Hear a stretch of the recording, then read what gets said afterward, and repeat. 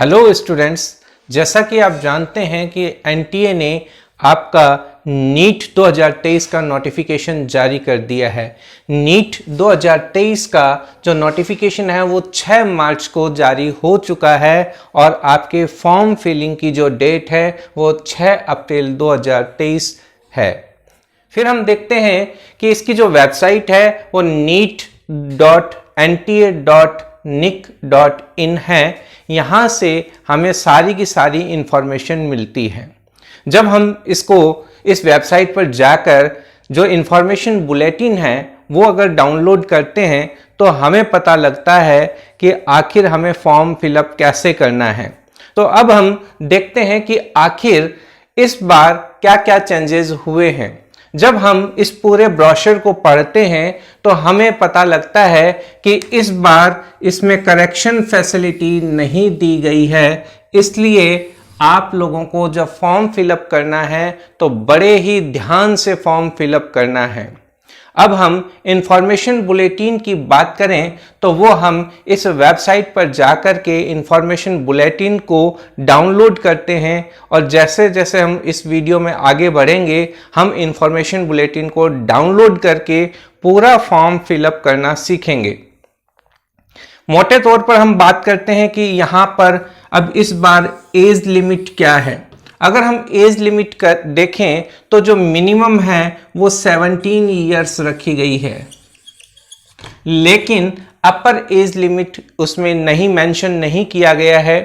क्या इस बार एग्जाम का जो पैटर्न है वो चेंज हुआ है? नहीं, इस बार एग्जाम का पैटर्न भी वही है, लेकिन हम देखते हैं कि आपका जो एग्जाम का जो सिलेबस है, चाहे वो फिजिक्स हो, चाहे वो केमिस्ट्री हो, चाहे वो बायोलॉजी हो, यानी बायोलॉजी में बॉटनी और जूलॉजी है, उनमें सभी में 2 सेक्शन हैं। ए सेक्शन से आपके 35 क्वेश्चन आने वाले हैं और बी सेक्शन से आपके 15 क्वेश्चन आने वाले हैं, लेकिन यहाँ पर चॉइस आपको दी गई है कि 10 क्वेश्चन आपको करने हैं। ठीक है, इस प्रकार से आपका जो पूरा ये जो एक सेक्शन है वो 200 मार्क्स का रहने वाला है। अगर हम देखें तो 50% जो पार्ट है वो बायो का रहने वाला है। अब जब हम पूरा जो इंफॉर्मेशन बुलेटिन है, मैंने आपके पूरी इंफॉर्मेशन बुलेटिन पढ़ी और उसी की सारी जानकारियां आपके साथ शेयर कर रहा हूं कि आपके पास अभी 6 अप्रैल तक का समय है। मैं चाहता हूं कि आप लोग भी एक बार इंफॉर्मेशन बुलेटिन को जरूर पढ़ें ताकि किसी भी प्रकार का कोई कंफ्यूजन ना रहे। क्या अब अपन देखते हैं कि एग्जाम की जो डेट है वो 7 मई को रखी गई है। अप्रोक्सीमेटली अगर मैं कहूं तो अब अपने पास सिर्फ और सिर्फ 50 दिन का समय है और इस 50 दिन के अंदर हमें पूरी तैयारी करनी है और अच्छे से अच्छे रैंक लेकर के आनी है। क्या ये पॉसिबल है? देखिए, इम्पॉसिबल तो कुछ भी नहीं है। ठीक है, तो आप मेरे साथ बने रहें। अगर आप चैनल पर नए हैं तो वीडियो को सब्सक्राइब जरूर करें और इस वीडियो को आप अपने फ्रेंड्स के साथ शेयर जरूर करें। वीडियो पसंद आए तो लाइक जरूर करें और बेल आइकन को भी आप प्रेस कर सकते हैं। अब इस बार कुछ कोड्स के बारे में भी डिस्कशन किया गया है। कुल 7 कोड बताए गए हैं, जिसमें से अलग अलग कोड की जो जानकारी है हम इस वीडियो में आगे की तरफ जो है जानकारी हासिल करेंगे। मैं पूरा का पूरा ब्रोशर जो है, इंफॉर्मेशन जो बुलेटिन है वो डाउनलोड करके आपके समक्ष लेकर के आ रहा हूं और अब आप इस वीडियो में कंटिन्यू बने रहिए। अपन चलते हैं इंफॉर्मेशन बुलेटिन की तरफ।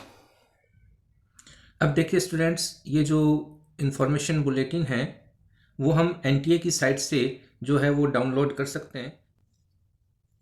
जब हम इंफॉर्मेशन बुलेटिन को डाउनलोड करते हैं तो ये कुछ हमें इस तरीके से हमें दिखाई देता है। जब हम इसको कंटिन्यू करते हैं तो देखिए सबसे पहले हमें लिस्ट ऑफ एब्रिविएशंस दिखाई देती हैं, यानी कि इसमें जो भी टर्मिनोलॉजी है, जो भी इंस्टीट्यूट है, उनके बारे में हमें दिया गया है कि इस शॉर्ट फॉर्म का मतलब क्या है। इसमें सबसे पहले देखिए इंट्रोडक्शन है, फिर हम इस नीट एग्ज़ाम जो है उसके बारे में बताया गया है, एग्जामिनेशन स्कीम क्या रहने वाली है, फिर सिटीज़ क्या रहने वाले हैं, फिर एलिजिबिलिटी और क्वालिफिकेशंस क्या क्या है एमबीबीएस और बीडीएस कोर्स के लिए, काउंसलिंग एंड रिजर्वेशन क्या रहने वाले हैं, जनरल इंस्ट्रक्शंस क्या हैं जो आपके एप्लीकेशन फॉर्म जो है और उसके पेमेंट जो फीस है उसके क्या इंस्ट्रक्शंस रहने वाले हैं, फिर particulars to be filled in the online application form, यानी कि आपको क्या क्या उसमें डॉक्यूमेंट्स चाहिए, एडमिट कार्ड कब रिलीज होगा, ठीक है, Baird items and dress code, यानी कि आप जब एग्जाम देने जाएंगे तो ड्रेस कोड क्या रहने वाला है, आप क्या क्या आइटम्स नहीं लेके जा सकते हैं। फिर यहाँ पर कुछ पेरेंट्स के लिए भी इंफॉर्मेशन है, instruction to be followed in the examination hall, यानी एग्जामिनेशन हॉल में आप किन किन इंस्ट्रक्शंस का पालन करना है, यानी कि टोटल इंफॉर्मेशन इसके अंदर रहने वाली है। इस तरीके से हम इसको देखते हैं। फिर हम इस इंफॉर्मेशन बुलेटिन को आगे देखें तो अब देखिए यहाँ पर जो है कुछ इंफॉर्मेशन। मेन बात क्या है, online submission of application form, ये जो डेट है हम जानते हैं 6 मार्च से स्टार्ट हो गई हैं और 6 अप्रैल 2023 तक रहने वाले हैं और ये रात को 9 बजे तक ये ऑनलाइन फॉर्म सबमिट होंगे। वहीं अगर हम बात करें कि सक्सेसफुल ट्रांजैक्शन जो फीस है वो कब तक है, तो वो 6 अप्रैल 2023 को रात को 11:50 तक हम कर सकते हैं।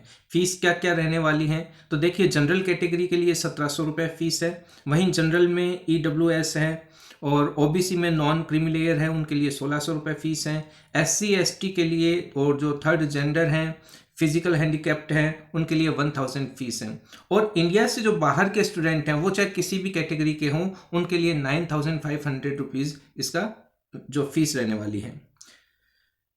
फिर आपके डेट ऑफ एग्जामिनेशन क्या है, अगर हम बात करें कि डेट ऑफ एग्जामिनेशन, तो डेट ऑफ एग्जामिनेशन देखिए ये आपकी 7 मई रहने वाली है, संडे को है, और इसका जो ड्यूरेशन है एग्ज़ाम का वो 200 मिनट रहने वाला है, ठीक है। और टाइमिंग क्या रहेगी, टाइमिंग दोपहर में 2 बजे से लेकर के 5:20 तक रहने वाली है।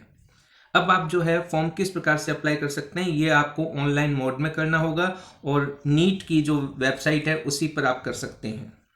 पर आप देखो इंस्ट्रक्शन भी दिए गए हैं कि download information bulletin and replica of applicant form, read these carefully to ensure your eligibility. तो आपकी जो भी एलिजिबिलिटी क्राइटेरिया है वो आप इसे डाउनलोड कर लें और डाउनलोड करके आप इसे आसानी से फॉर्म को फिल कर सकते हैं। इस तरीके से स्टूडेंट आप पूरे ब्रोशर को जरूर पढ़ें एक बार। अब यहां से हम देखते हैं इंट्रोडक्शन स्टार्ट हो चुका है। अब देखिए नीट एग्जाम का जो पैटर्न रहने वाला है उसमें देखिए सबसे पहले अगर हम देखें तो फिजिक्स, केमिस्ट्री, बॉटनी और जूलॉजी, ये जो है 4 सब्जेक्ट रहने वाले हैं। हर सब्जेक्ट 2-2 सेक्शन में बंटा हुआ है, ठीक है। सेक्शन ए, अगर हम फिजिक्स में सेक्शन ए की बात करें तो यहाँ पर 35 क्वेश्चन आने वाले हैं और इसके जो मार्क्स होंगे 140 रहने वाले हैं। वहीं सेक्शन बी से 40 मार्क्स के जो क्वेश्चन हैं वो आने वाले हैं। अब देखिए यहाँ पर कुछ इंपॉर्टेंट पॉइंट्स दिए गए हैं, यानी कि इसमें जो सेक्शन ए है इसमें जो भी क्वेश्चन हैं वो ईच क्वेश्चन 4 मार्क्स का होगा और आपको जो 35 क्वेश्चन हैं वो सारे करने होंगे, यानी कि यहाँ पर आपको ऑप्शन नहीं दिए गए हैं, चूज नहीं कर सकते। 35 क्वेश्चन जो आपको आते हैं वो कर सकते हैं। लेकिन सेक्शन बी की अगर हम बात करें तो सेक्शन बी में जो 10 क्वेश्चन आपको अटेम्प्ट करने हैं आउट ऑफ 15 क्वेश्चन, यानी कि इस बी सेक्शन में 15 क्वेश्चन आने वाले हैं लेकिन आपको 10 ही करने हैं और ईच क्वेश्चन कैरी 4 मार्क्स। अगर आपने गलत कर दिया, चाहे वो सेक्शन ए का हो क्वेश्चन चाहे बी का हो, वहां पर -1 मार्किंग नेगेटिव होगी। अगर आप किसी क्वेश्चन का आंसर नहीं देते हैं तो उसके न आपको मार्क्स मिलेंगे ना ही उसके मार्क्स कटेंगे। अब हम बात करते हैं मोड ऑफ एग्जामिनेशन क्या रहने वाला है। तो ये पेन पेपर बेस्ड टेस्ट है, यानी कि आपको OMR सीट फिल करनी है और बॉल पॉइंट पेन का जो है यूज करना है। अब ड्यूरेशन कितना रहने वाला है, हम जानते हैं 3 घंटे 20 मिनट का इसका ड्यूरेशन रहने वाला है। अब देखिए मीडियम ऑफ क्वेश्चन पेपर की बात करें तो देखिए ये टोटल 13 लैंग्वेज में आने वाला है। इंग्लिश में, हिंदी में, असमीज, बंगाली, गुजराती, मलयालम, कन्नड़, मराठी, उड़िया, तमिल, तेलुगु, उर्दू और पंजाबी लैंग्वेज में ये पेपर आने वाला है। वहीं आपको यहाँ पर जो अपनी लैंग्वेज चूज करनी होगी, इंग्लिश और हिंदी में तो पेपर आएगा ही, इसी के साथ साथ आप थर्ड लैंग्वेज के फॉर्मेट में अपने स्टेट के अकॉर्डिंग आप लैंग्वेज चूज कर सकते हैं। अब यहाँ पर देखिए रीजनल लैंग्वेज के बारे में इंफॉर्मेशन भी दी गई है। जैसा आप देखते हैं इंग्लिश है, ये ऑल एग्जामिनेशन सेंटर्स पर रहने वाली है। इंग्लिश, हिंदी, उर्दू ये भी जो इंडिया के जितने भी सेंटर्स हैं वहाँ पर अवेलेबल है। लेकिन आसामीज़ एंड उर्दू जो है वो आसाम में ही रहने वाली है। बंगाली की बात करें तो ये आपके West Bengal, Tripura, Andaman and Nicobar island पर ही रहने वाली है। गुजराती की बात करें तो ये गुजरात, दमन एंड दीव, दादर एवं नागर हवेली पर ये अवेलेबल रहने वाली है। कन्नड़ की बात करें तो ये जो कर्नाटका में रहने वाली है। इस तरीके से अगर हम बात करें कि जिस रीजनल एरिया में हैं उसी रीजनल एरिया की लैंग्वेज हम ले सकते हैं। अब वहाँ पर अगर हम देखें हिंदी इंग्लिश उसमें होगी और उसके साथ में एक लैंग्वेज हम रीजनल लैंग्वेज ले सकते हैं। लेकिन अगर किसी भी क्वेश्चन में कोई क्वेरीज रह जाती हैं तो वहाँ पर इंग्लिश वर्जन जो है उसको माना जाएगा। अब देखिए यहाँ पर नेक्स्ट जो चैप्टर है चैप्टर 5 वो आपके eligibility and qualification for MBBS and BDS course के लिए जो है उसकी मिनिमम 17 ईयर्स की एज जो है वो रिक्वायर्ड है, यानी कि उस स्टूडेंट ने 17 साल की एज प्राप्त कर ली हो और उसका जो जन्म है वो 31 दिसंबर 2006 से पहले का हो। ठीक है। अब कैंडिडेट यहाँ पर जनरल है, जनरल ईडब्ल्यूएस है, एससी, एसटी, ओबीसी और जो भी पीडब्ल्यू जो या बीडी कैटेगरी है जो भी। देखिए फिर हम देखते हैं point number 5.4 qualification and qualifying examination code. अब ये आप अपने अपने अकॉर्डिंग यहाँ पर कोड देखिए। जैसे कोड 1 की अगर मैं बात करूँ तो कोड 1 के अंदर वो स्टूडेंट हैं जिन्होंने अभी तक क्लास 12 पास आउट नहीं की है और वो अपीयरिंग में है। 7 कोड हैं और 7 कोड के अंदर आप देखोगे कि आप अपने अकॉर्डिंग जो है वो कोड भरें।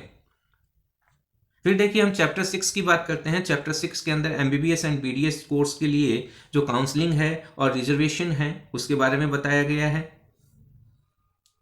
फिर हम बात करते हैं चैप्टर 7 की। चैप्टर 7 में देखिए general instructions and submission of application form, payment of fee, इसके बारे में जो भी इंफॉर्मेशन है वो सारी इसी चैप्टर में दी गई है।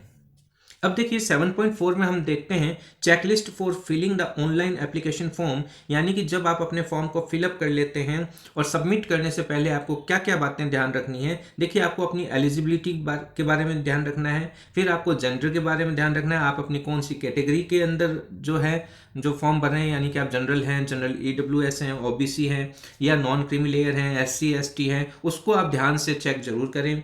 फिर अगर आप कोई डिसेबिलिटी है उसको ज़रूर चेक करें। अगर आप जो है कोई फिजिकल हैंडीकैप्ड हैं या ब्लाइंड हैं या जो भी आपकी जो डिसेबिलिटी है उसको ज़रूर चेक करें। फिर आप जो हैं कंफर्मेशन पेज पर जो है आप उस पर टिक जरूर करें। अब देखिए चैप्टर 8 की अगर हम बात करें तो ऑनलाइन एप्लीकेशन फॉर्म को फिलअप करते समय आपको किन किन पर्टिकुलर्स की आवश्यकता रहेगी उसके बारे में जो सारी की सारी इंफॉर्मेशन बताई गई है। जैसे पर्सनल डिटेल्स हैं, आपका नाम क्या है, फादर या गार्जियन या मदर या गार्जियन जो भी है उनके नाम हैं, आपकी डीओबी है, जेंडर है, नेशनलिटी है, आपने आइडेंटिटी क्या लगाई है, ठीक है, जैसे आधार कार्ड है या आपका वोटर आईडी कार्ड है, जो भी। उसके बाद में प्रेजेंट एड्रेस के बारे में बात की गई है, फिर परमानेंट एड्रेस की बात की गई है, फिर आपको पासवर्ड चूज करना है, सिक्योरिटी पिन है, फिर आपको एप्लीकेशन पेज के ऊपर पर्सनल डिटेल्स के बारे में जो है सारी की सारी इंफॉर्मेशन होगी, उसको जो चेक करना है। फिर है 10th और इक्विवेलेंट जो एग्ज़ाम है उसकी सारी की सारी इंफॉर्मेशन आपको चाहिए। फिर हम बात करते हैं क्लास 11th और उसके इक्विवेलेंट जो भी क्लास है उसके बारे में सारी डिटेल्स आपको फिलअप करनी है। और फिर ठीक इसी प्रकार क्लास 12th और उसके इक्विवेलेंट जो भी एग्ज़ाम्स होते हैं हमारे इंडिया में उसकी इंफॉर्मेशन जो भी आपने किया हुआ है। इसके अलावा आपकी जो भी एडिशनल डिटेल्स हैं, आपकी पेरेंट्स की जो इनकम डिटेल्स हैं उसके बारे में है। अब अगर हम अपलोडिंग डॉक्यूमेंट्स की बात करें तो आपकी पासपोर्ट साइज़ की फ़ोटो चाहिए, ठीक है, left and right hand fingers and thumb impression चाहिए, सिग्नेचर चाहिए, कैटेगरी सर्टिफिकेट होना चाहिए। अगर आपके पास कोई फिजिकल डिसेबिलिटी है तो उसका भी सर्टिफिकेट चाहिए, 10th का सर्टिफिकेट चाहिए, सिटीजनशिप सर्टिफिकेट चाहिए और एड्रेस प्रूफ होना चाहिए। ये सारे के सारे आपको जो डॉक्यूमेंट्स हैं वो अपलोड करने हैं। फिर देखिए जो चैप्टर 9 है वो एडमिट कार्ड के बारे में है और चैप्टर 10 जो है वो आपके ड्रेस कोड और वेयर्ड आइटम्स के बारे में बताया गया है। फिर चैप्टर 11 की बात करें तो यहाँ पर इंफॉर्मेशंस हैं आपके पेरेंट्स के लिए या आपके गार्जियंस के लिए। अब चैप्टर 12 के अंदर आप एग्जामिनेशन हॉल में आपको किन किन इंस्ट्रक्शंस का ध्यान रखना है उसके बारे में बताया गया है। यानी कि आपका जो एग्जाम का जो टाइम ड्यूरेशन है उसकी बात करें तो 3 घंटे 20 मिनट रहने वाला है और ये दोपहर में 2 बजे स्टार्ट होगा और 5:20 तक चलेगा। अगर हम इसकी लास्ट एंट्री की बात करें तो ये 1:30 PM तक आपको एग्जामिनेशन जो सेंटर है वहाँ पर आपको अंदर जाने की अनुमति रहेगी। फिर हम देखते हैं कि चैप्टर 13 में कुछ एग्जामिनेशन रूल्स को तोड़ने वाले अनफेयर मींस प्रैक्टिसेस के बारे में डिस्कशन किया गया है। चैप्टर 14 में post examination activities and declaration of result के बारे में बताया गया है। फिर हम देखते हैं चैप्टर 15 में मेरिट लिस्ट और क्वालिफाइंग क्राइटेरिया के बारे में डिस्कशन किया गया है। फिर हम बात करते हैं चैप्टर 16 की। चैप्टर 16 के अंदर एलिजिबिलिटी क्राइटेरिया दिया गया है, जो सीटों का जो कोटा है वो दिया गया है, रिजर्वेशन बताया गया है, काउंसलिंग जो बताई गई है कि किस प्रकार से BA-MS, BSMS, BUMS और BHMS कोर्सेज के लिए क्या क्या क्राइटेरिया रहने वाला है। फिर हम चैप्टर 17 की बात करें तो यहाँ पर मिसलेनियस प्रोविजंस बताए गए हैं। फिर देखिए स्टूडेंट्स, आपके कोर्स सिलेबस की बात की गई है। कोर्स सिलेबस को हम नेक्स्ट वीडियो के अंदर डिटेल्ड जो है वो अपन देखेंगे। फिर देखिए हम बात करते हैं कि आपके एग्जामिनेशन सेंटर्स कहाँ कहाँ पर रहने वाले हैं। देखिए सबसे पहले अंडमान एंड निकोबार के बारे में बताया गया है, फिर आंध्र प्रदेश है, फिर देखिए असम है, फिर बिहार है, फिर हम देखते हैं चंडीगढ़ के बारे में, जो भी एग्जामिनेशन सेंटर हैं उनके बारे में बताया गया है। दादर एवं नागर हवेली है, दमन एंड दीव है, दिल्ली है, गोवा है, गुजरात है। फिर हम देखते हैं हरियाणा के सेंटर्स हैं, हिमाचल प्रदेश के सेंटर्स हैं, जम्मू एंड कश्मीर है, झारखंड है, कर्नाटका है, केरला है, लक्षद्वीप है, मध्य प्रदेश है। फिर हम देखते हैं महाराष्ट्र के अंदर काफ़ी सारे सेंटर्स हैं, मणिपुर है, मेघालय है, मिजोरम है, नागालैंड है, उड़ीसा है, पौंडीचेरी है, पंजाब है। और अगर हम राजस्थान के सेंटर्स की बात करें तो देखिए अजमेर, बीकानेर, जयपुर, जोधपुर, कोटा, उदयपुर, अलवर, बारां, बाड़मेर, भरतपुर, भीलवाड़ा, चित्तौड़गढ़, चूरू, दौसा, धौलपुर, हनुमानगढ़, झुंझुनू, करौली, नागौर, पाली, सवाई माधोपुर, सीकर, सिरोही और श्री गंगानगर। इतने सेंटर जो हैं वो राजस्थान में रहने वाले हैं। इसी के साथ साथ हम देखते हैं सिक्किम है, तमिलनाडु है। उसके बाद में हम देखते हैं त्रिपुरा है और उत्तर प्रदेश है।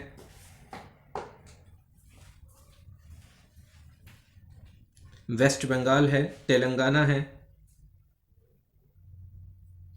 लद्दाख है। और अगर हम आउटसाइड इंडिया की बात करें तो वहाँ भी एग्जामिनेशन सेंटर रहने वाले हैं, जैसे कुवैत सिटी है, दुबई है, अबू धाबी है, बैंकॉक है, कोलंबो है, दोहा है, काठमांडू है, कुआलालंपुर है, लागोस है, मनामा है, मस्कट है, रियाद है, शारजहां है और सिंगापुर है। फिर देखिए इसमें आपके जो ग्रेजुएट मेडिकल एजुकेशन रेगुलेशंस दिए गए हैं। फिर देखिए यहाँ पर EWS सर्टिफिकेट किस प्रकार का होना चाहिए, उसका जो डिक्लेरेशन है वो आपको यहाँ पर फॉर्मेट दिया गया है। फिर यहाँ पर देखिए बहुत सारे कई सर्टिफिकेट अब आपको देखने को मिलेंगे, जैसे OBC नॉन क्रीमी लेयर का सर्टिफिकेट फॉर्मेट किस प्रकार का होना चाहिए।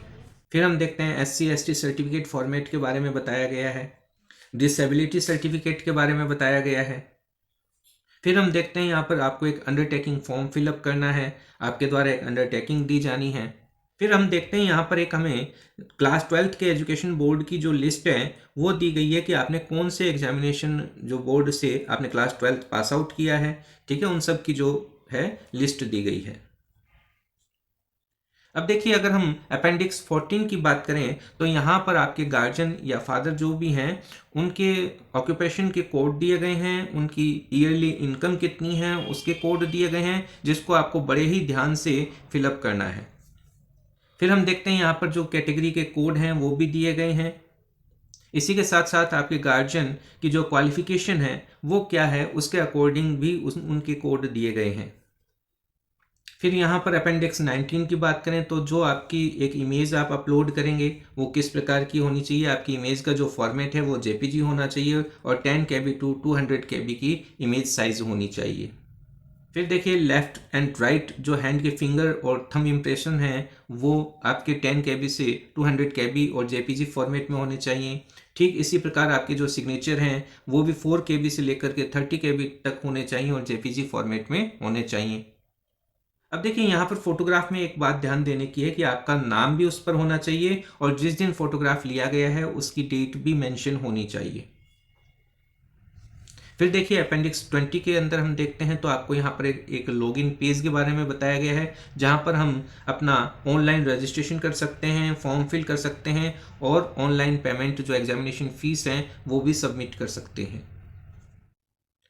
अब देखिए इस लॉगिन पेज के बाद में आपको फॉर्म किस प्रकार से फिलअप करना है, कौन कौन से स्टेप्स हैं, वो उसके बारे में पूरा प्रोसीजर बताया गया है। आप जब इस ब्रोशर में देखेंगे तो आपको बताया गया है कि आपका फर्स्ट स्टेप क्या रहने वाला है, सेकंड स्टेप क्या रहने वाला है, थर्ड स्टेप क्या रहने वाला है। इस प्रकार से आप पूरा का पूरा अपना नीट का फॉर्म जो है वो फिल कर सकते हैं। अब देखिए हम देखते हैं यहाँ पर रजिस्ट्रेशन हो जाएगा। रजिस्ट्रेशन के बाद में सेकंड स्टेप है। सेकंड स्टेप में आपको पूरे फॉर्म को फिलअप करना है, जहाँ जहाँ पर जो जानकारी पूछी जाए उसको फिल करना है।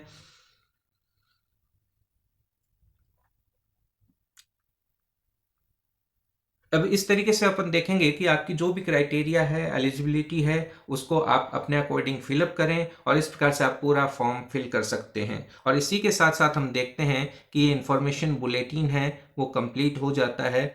इस प्रकार आपने देखा कि अपन ने किस प्रकार पूरी इंफॉर्मेशन बुलेटिन की जानकारी हासिल की। मैं चाहता हूं कि एक बार आप इस इंफॉर्मेशन बुलेटिन को डाउनलोड जरूर करें। डाउनलोड करके आप इसको पढ़ें और पढ़कर फिर फॉर्म फिलअप करें ताकि आपकी कोई भी गलती है वो न रह सके, क्योंकि जैसा कि हमने वीडियो की शुरुआत में भी देखा है कि इस बार करेक्शन विंडो ओपन नहीं होगी। आप मेरे साथ नीट की प्रिपरेशन कीजिए, मैं आपके साथ बना रहूंगा। आपका प्यार इस चैनल को देते रहिए। मिलते हैं हम नेक्स्ट वीडियो में और आप इस चैनल को सब्सक्राइब जरूर करें और वीडियो को लाइक करें। जय हिंद, जय भारत।